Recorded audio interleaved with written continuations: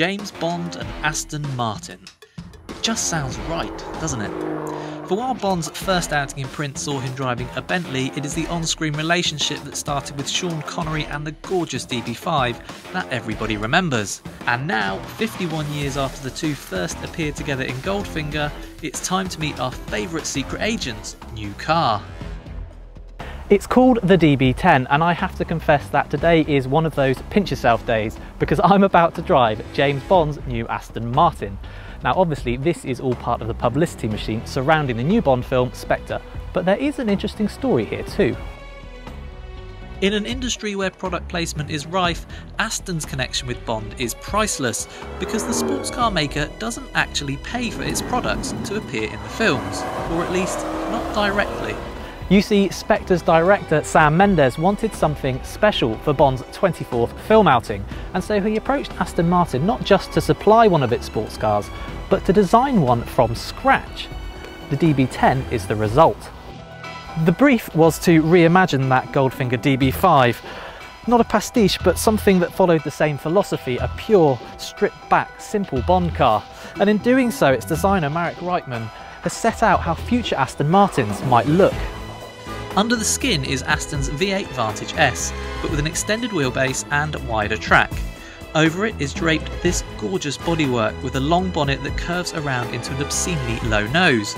Then there's the grille, which Reitman says was inspired by a shark, while at the rear you get this little spoiler kicking up into the air, plus these wonderfully slim lights.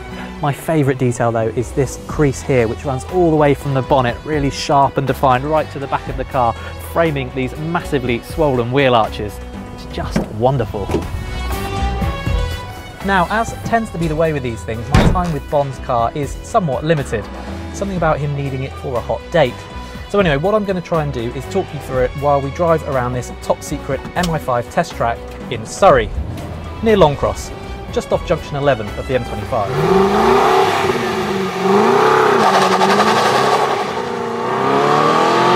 What can I tell you about the DB10? Well, underneath it's an Aston Martin V8 Vantage S, so it uses the same 430 horsepower V8 engine, sending its power to the rear wheels, and it uses a 6-speed manual gearbox.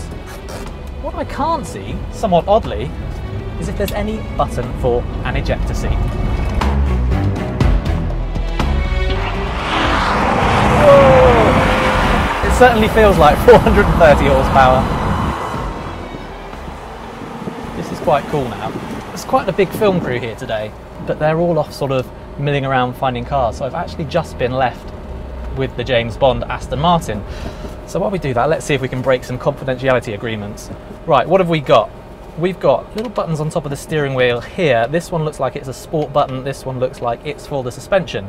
We've got menu buttons here to access different parts of the screen, although because this is just pre-production prototype, there's actually no screen here. Similarly, stereo controls, but the coolest thing, and I really don't know if I'm supposed to talk about this, is down here.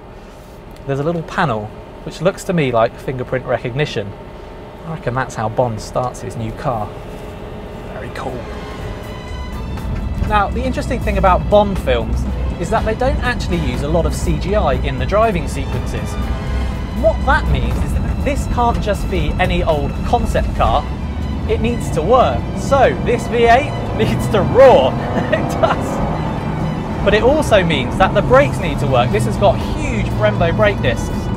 And it means that the suspension needs to be able to cope with bumps. It needs to be able to handle. And when the stunt drivers throw these things around the streets of Rome, they need to slide progressively and predictably. It has to work, in other words, like a proper sports car.